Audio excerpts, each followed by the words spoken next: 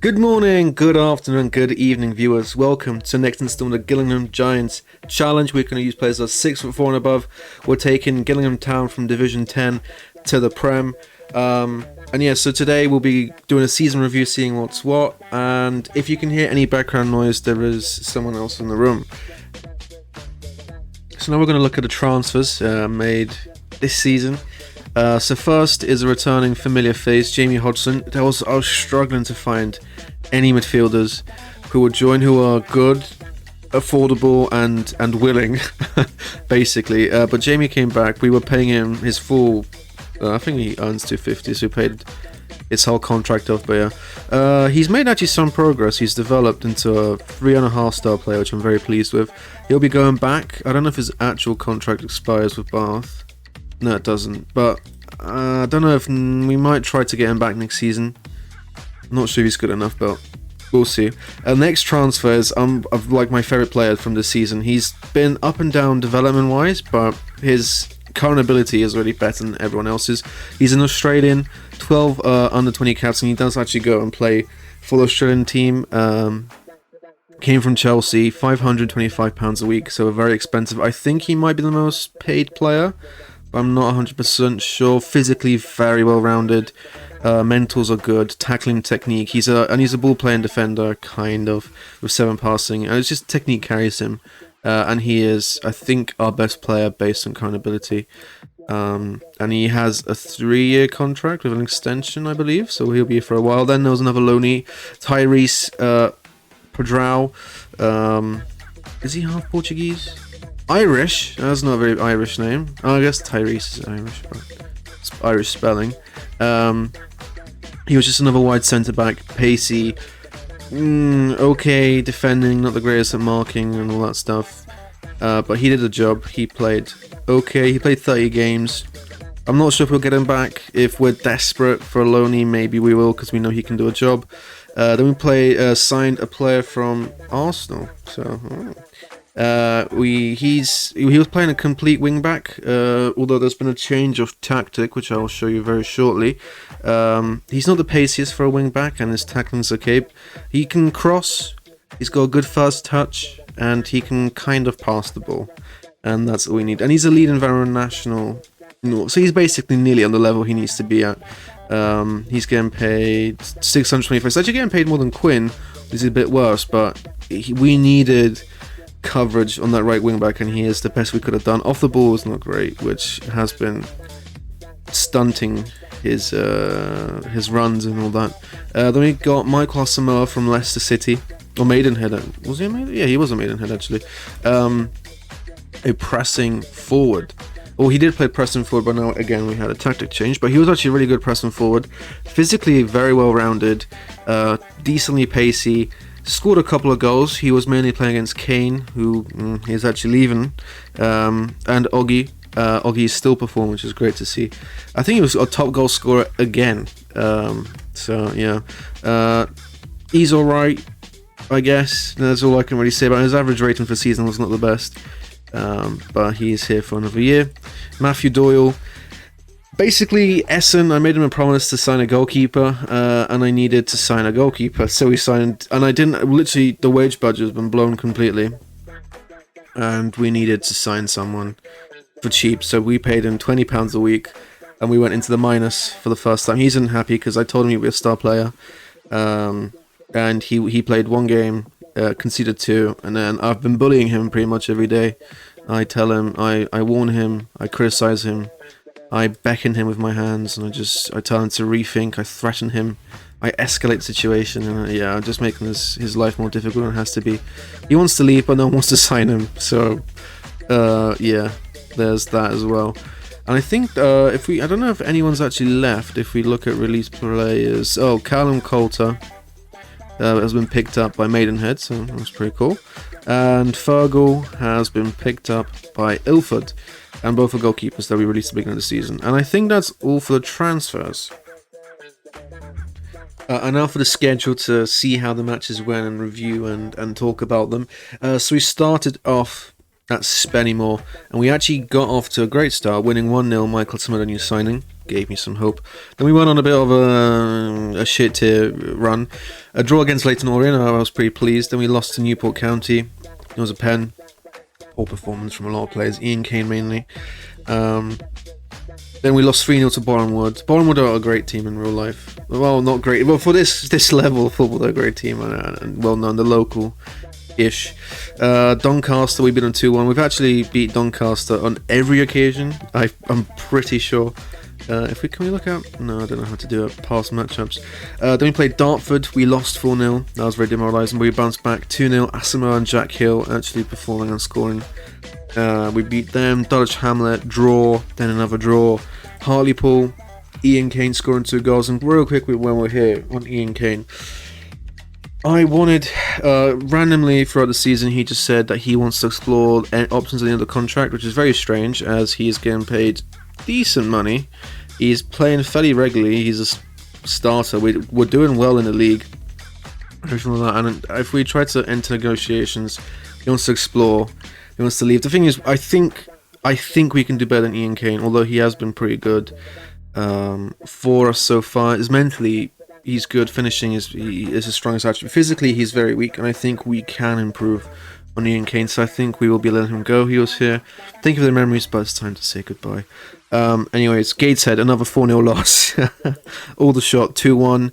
Kieran Oggy, now that we're on Kieran Oggy, let's have a look. He is 1.5 star rated currently. He had a big boost, and then he dropped off near the end. I think it's our facilities are really hurting the players. Balanced personality, so I don't think there's anything that should indicate that he wouldn't be performing well. Past games, you can see his last 5 games he's doing pretty well. In the Varrow National, 25 games, 17 goals, 3 assists, so he's still performing. Nearly a 7.0 rating in the Varrow National, and let's not forget we got him in the first season in Tier 10. He is our record appearance maker and goal scorer, which is lovely, and he will be here until he retires, and then he'll become assistant manager. The first legend to be added to the Hall of Fame, and I will try to make that eventually and create a Hall of Fame. But here's Kieran Oggy. You can see his stats and bask in his glory. Then we actually start the FA Cup, and we had a fantastic run. I'll show you the finances after the schedule because we did a lot on the cups. Yeah, Folkestone 2-0 easy win. Then we actually went on a bit of a winning streak. We beat Asamoah. Asamoah scored, beating Dorking, Dagenham, Flyde, and then in the FA Cup first round we beat Salford, which was, I think they were in League One. Yeah, and I think I remember they were bottom of the league, and they were in really bad form. They finished 21st, so they actually improved a little bit. But at this time they were bottom of the league, and we capitalised on their poor morale, poor form, and everything else. And then we played Barnet 2-1. I think we beat Barnet on every occasion this season as well. Sutton was a draw. Then we went on a bit of a losing streak. 2-0 against Tranmere. We had red card performances. Hudlin, using his 6'9" body frame, did score 3 goals the whole season. He was a super sub. I don't know should I release him. I mean, I don't know. We're not paying him a lot. And I guess he's just another body if we need him. And Ian Kane's leaving, so I think we'll keep him unless we find a lot of good strikers. Then we played Rotherham FA Cup second round. We beat them as well. They were in the league. Are they League One or are they Championship? I think they're League One. They are League One. They finished first. They weren't first when we played them because I think we would have got smashed. But the 5 at the back, we just absorbed the pressure, counter-attacked, and it worked. Luckily, in the 68th minute, Ian came the winner, and then he got himself sent off in the 73rd, which is a very hot and cold performance. Lost to Bromley, Ebbsfleet 3-0, Aldershot 2-0 in the FA Trophy third round. And the FA Trophy, we did something special. Not spoilers, but we did. Ian Kane's a bit of a trophy specialist where he would score on cup competitions, not so much in the league. We were doing pretty well. We were actually in the playoffs until the end of the season. So we just picked up a couple of results. We were progressing through the FA Cup. We were in the third round, played Chesterfield, who are in a league. I think they finished first in the end, but yeah, we were doing the magic of the cup, I guess, and we did beat them. The FA Trophy beat Spennymoor, Doncaster, which is our best performance, and I wanted to highlight it because Oggy scored 4 goals. and you're going to see in a goal compilation after this section. And it was a very impressive game, and our best result this whole season. And then in the FA Cup 4th round, this is where things got interesting, because there was another Vara national team that we could have played against. I can't remember who it was now, but we drawn out. I would have taken like a Premier League team for more ticket money. We got Blackpool, and we actually drew them at home. We scored first, and I thought park the bus and just try to get the result home, but they ended up equalising. So we had to play a rematch, which I wasn't too upset about. More ticket money, and they beat us 1-0 with a penalty. And I think that shows that our team is not, well, that would be crazy to say that we're not far off the championship, but we actually played really well against the championship side, which was nice to see. And then at this stage, we were dropping off. We were like flirting with 6th and 7th in the league, 8th. We're getting win, loss, win, loss, win, loss, win, win, win. Until we played Doncaster again in the FA Trophy semi-finals. We played, and Jamie Hodson scored the first goal. And then we played Doncaster in a replay. We got a draw. Oggy sending us into the FA Trophy final at Wembley with an 89th minute equaliser. And it was a magical moment at 3 a.m. in my bedroom. And we played Telford, and that was our last win of the season before the final. We then lost to Bromley 1-0. We lost to Sutton 4-1, 5-0 to Ebbsfleet, 5-0 to Chesterfield, and 3-1 to Northampton. And I thought, Jesus Christ, we're playing Chesterfield in the final. We are gonna get smashed. And then I introduced a new tactic essentially, because I feel I got the message again that manager unwilling to experiment with his tactics, stubborn old prick, and all that stuff. So I knew it was time to change. Against Chesterfield, we did change tactic, and the cup specialist Ian Kane did score in the FA Trophy final in the last game of the season, and we did manage to win it. So we do have an extra trophy in the cabinet, so the season wasn't for nothing. If we look at the finances really quickly, we have a balance of over $500,000. We are pretty well off. The board have improved the wage budget and the transfer budget. 90k, that's a pretty good amount. Maybe we'll try to buy a couple players. We have a grand extra to try sign someone, not even 940. I'm gonna talk to them, try negotiate, and we can even do it now, ask them for a bigger wage budget, because we didn't play all those cup games for nothing. And I think the next section will be the compilation of all the goals. If you wish to skip at the time, you can go to skip it. It's going to be on screen now. And yeah, I'll see you after the compilation.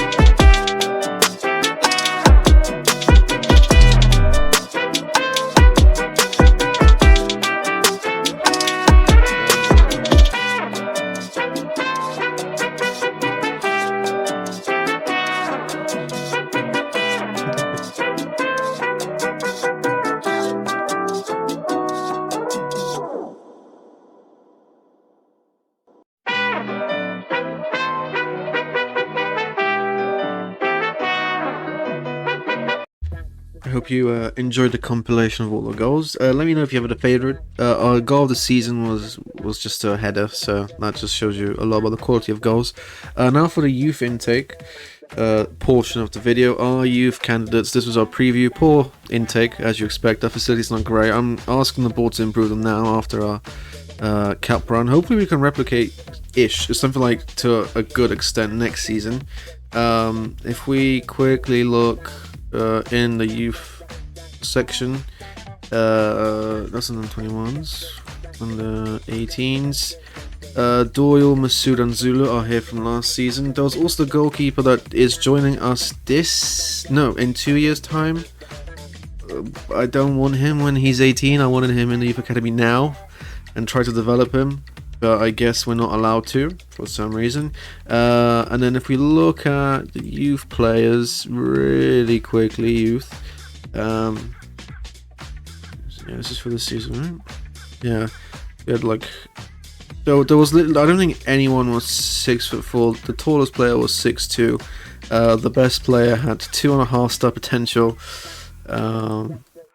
I think it was Jordan. I think it was Jordan Bolden was our best player. Our standout. Oh no, must have been Georgios Dionysiou. As you can see, he's a 6-foot centre back. He's pretty poor. Yeah, we didn't sign anyone. If we look, the FA Trophy is in our cabinet 2029. We did it all really quickly. The new tactic. It is also took some inspiration from YouTube, where obviously the 5 at the back is always going to be a staple of the Gillingham Town, as we are only signing tall players. The best tall players tend to play at centre backs, so the more centre backs, the better our team. Wing backs are also crucial. The problem is wing backs are going to be the weakest area because you don't really tend to get many tall wing backs. Our midfield was pretty solid. Gil was actually a pretty decent deep line playmaker, mainly because 15 passing and 13 vision makes him pretty good with 12 technique. He was pinging the balls, and we have an instruction on him to be more direct, and that really helps. And as we have a deep line forward now, so like hold up, being stronger and be able to pass is important. And Asamoah actually fits that role pretty well, despite him being primarily best suited to a pressing forward. Then Oggy is our advanced forward. And he's still scoring, and he will be our advanced forward most likely next season, unless we sign someone special on loan or full time. And if we actually have a quick look at our best 11, pick up out restriction, best 11. This is our best 11. Quinn Padrao, Pissy, obviously from Barnet, is still here, and he'll probably be here next season starting, as I won't try to focus on our defense. The defense was decent. It's mainly our midfield and attack. I mean, primarily we need a new goalkeeper because the goalkeepers are the weakest position, and we only have one good one. So I think Collins could move down to a backup role. Doyle can leave, and then sign a new goalkeeper, Barry Essen.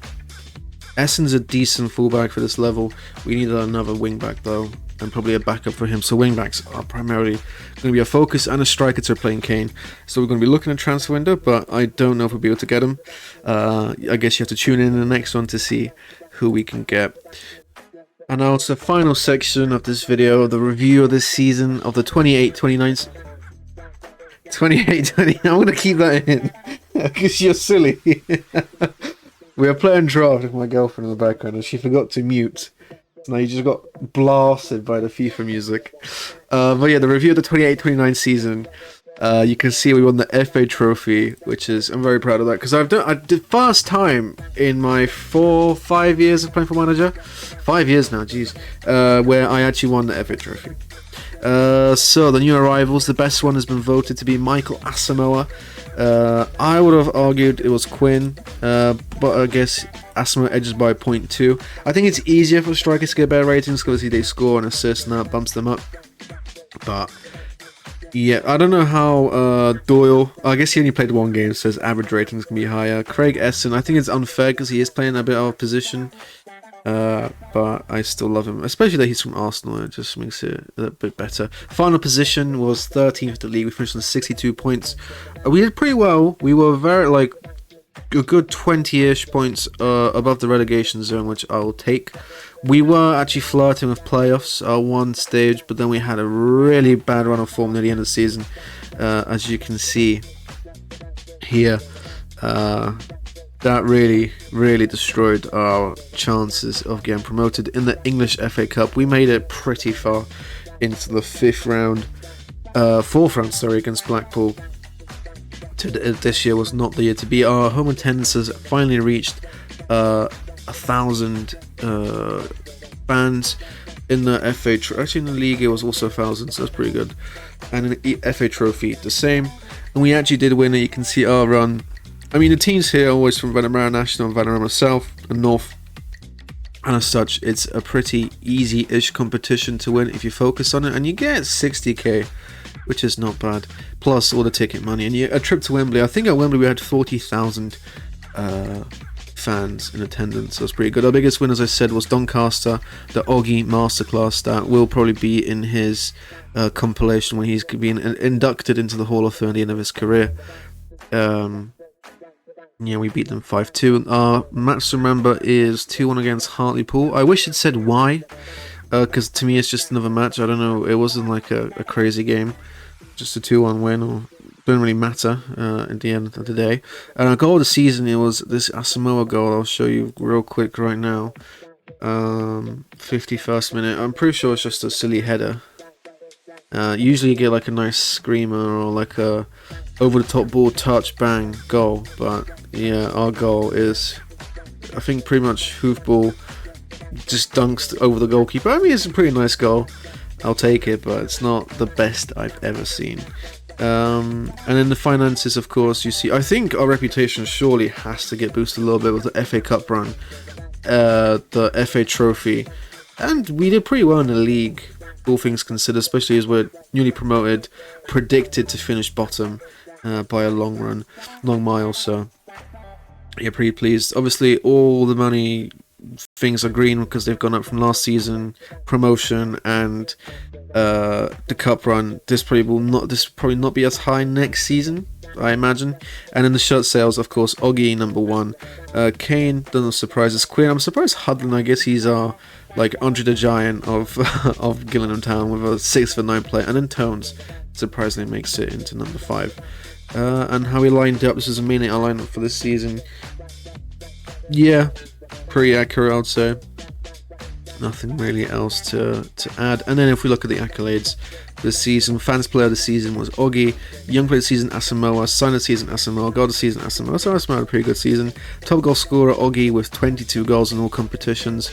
Not bad considering his actual quality, and it's a bit concerning for the other strikers who are supposed to be better than him and are not scoring as many goals. But he is that save legend. Jesus, what am I trying to say? He's a legend of the save. There we go. So they tend to just perform better than the average current ability. Sorry.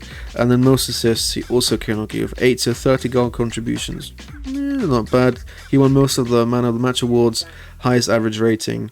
And then Quinn. I mean, this stat, I don't know why it's here. Who completes the most passes per 90? It's usually going to be a centre backs because the ball gets distributed from the goalkeepers to them and it gets passed back. Clean sheets. Actually, Billy Collins beat the clean sheet record with 20, and Oggy extends his records with 234 appearances and 168 goals. That conversion rate is pretty good. And yeah, I think that's the end of the season review. The dynamic manager thing timeline, it's pretty smelly. No one cares about it. And yeah, is that everything? I think that is for today. So thank you very much for watching. If you made it to the end of the video, clearly you enjoyed it in some capacity, so please leave a like. Please subscribe if you don't want to miss another video, and you'll stay caught up and see how far we can make it and how we progress and what we can achieve and whatnot. And yeah, all hail Sean Dyche, and goodbye.